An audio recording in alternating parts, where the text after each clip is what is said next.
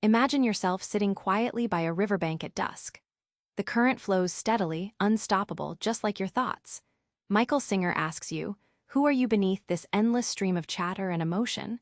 Right now, your mind might be restless, like a monkey swinging branch to branch. But what if you could untangle that restless voice and just be present? The answer isn't somewhere out there. It's tangled deep inside you. What if the key to inner peace isn't control, but surrender?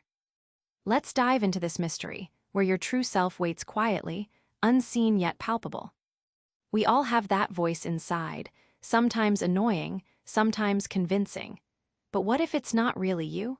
Michael Singer pulls you into recognizing this chatter as something separate from your true self. Singer recounts his own moment sitting in meditation, hearing the inner voice narrate his doubts. Why am I sitting here? This is pointless. Instead of engaging, he imagines stepping back to watch the voice as an actor on stage, realizing it's just a part of him, not the director. But what happens when you stop the feedback loop? The answer surprises him. Imagine your thoughts as clouds gliding across a wide blue sky.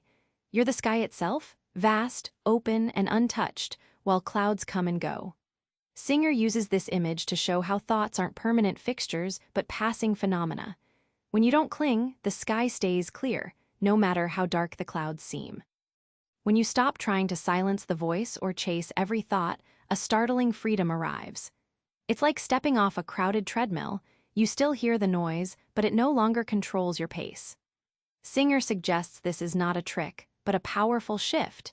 You become the aware presence that simply watches, serene and untethered. Ever catch yourself holding onto anger or sadness like a scorching coal? Singer invites you to learn a radical new way. Don't clutch those feelings, but let them move through you like a river. Singer tells of a client, Sarah, who'd carry resentment like a suitcase everywhere she went. When she learned to treat feelings like water in a river, not a weight in her pocket, her entire outlook shifted. But the moment she opened that door inside herself, something unexpected washed over her. Picture your heart as a door swinging open and closed. When painful emotions arise, you can either slam the door shut, trapping the pain inside, or open it wide and let the feelings flow freely. Singer's method is about unlocking that door, no matter how uncomfortable it feels at first, because the pain can't survive when movement's allowed. By embracing rather than resisting emotional storms, you don't get swept away. Instead, the turbulent water cleanses you. Pain becomes fuel for growth, not a prison. This transformation isn't theoretical. It's a lived experience that rewires how you relate to suffering, making your inner world expansively free. Drama is like a soap opera you didn't sign up for but star in endlessly. Singer points out how we get trapped rewinding the worst tapes until we find the off switch. At a retreat in Hawaii, Singer witnessed dozens of people stuck obsessing over personal grievances, stories they replayed like a broken record. One woman, Lisa, was consumed by her breakup narrative. When Singer asked her, "Who watches this story?" she realized she'd been living in a drama loop, not life. But stepping outside, that felt like stepping into an unfamiliar, quiet room. Think of the ego as a kid craving amusement. When life gets dull, it stirs up a storm, conflicts, fears, catastrophes to keep the show going. This craving hijacks your attention, trapping you in cycles of emotional high and crashes, like a roller coaster you can't get off. Singer's insight: the roller coaster is optional. Once you glimpse the emptiness behind these stories, something flips. The incessant hunger for drama fades, replaced by calm clarity. You become the director who switches to a new script, one written by your awake self. Suddenly, peace isn't distant, it's here, in the quiet moments you once ignored. Here's where things get wild. Singer says your true self isn't a tiny ego selfie, but a vast, open space holding everything: pain, joy, chaos, calm. This is where freedom lives. Singer shares how during a silent meditation retreat, a moment came when his usual sense of self disappeared entirely.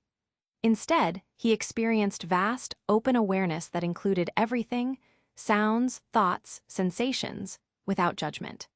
It was a terrifying and exhilarating moment, a threshold few dare cross, but one that reveals the soul's boundless nature. Think of identity like wearing tight shoes. They might fit the moment, but they constrict every step. When you loosen the laces, let go of fixed identities like I am anxious or I'm a failure, your mind breathes easier. Singer shows us that freedom comes from shedding these mental constraints, like stepping into barefoot freedom on soft grass. In surrendering small self-concepts, you tap into something infinite. It's like tuning to a radio station that broadcasts beyond words and ego.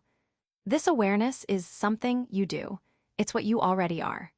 This realization transforms your experience from caught in limitation to floating in expansive freedom. So how do you take this inner freedom and live it out loud? In work, love, chaos. Singer hands you practical keys to stay untethered even when life storms rage. Singer talks about his daily habit of pausing whenever strong emotions arise. Instead of reacting, he consciously lets go, like opening a clenched fist and watching the tension dissolve. This simple act, repeated thousands of times, rewired his brain to hold presence over impulse. But his real breakthrough came when this habit saved a relationship on the brink of collapse. Imagine walking through your day with a camera lens attached to your forehead that zooms in on your awareness. Singer urges cultivating this observer lens tightens focus on the present moment, whether you're washing dishes or stuck in traffic. This tiny shift radically changes your experience, turning mundane into meditation. When life throws curveballs, reaction is automatic, anger, panic, blame. But Singer challenges you to flip the script, respond from calm awareness instead. That split-second shift rewires the cycle, creating space for wise, graceful action. Living untethered isn't about escaping life, it's about dancing with it, fully present and free. Remember that evening by the riverbank? The restless mind swirling like the current? Now you've seen how to step back and watch that voice, how feelings move like rivers, and how drama's noise is optional. You're that vast open sky beneath the clouds, untethered, free, alive. So try this. The next time emotions rise or mental chatter explodes, pause and be the witness. Let the river flow, embrace the spacious self, and find your calm center. You're not trapped, you're untethered. Subscribe for more book summaries like this one.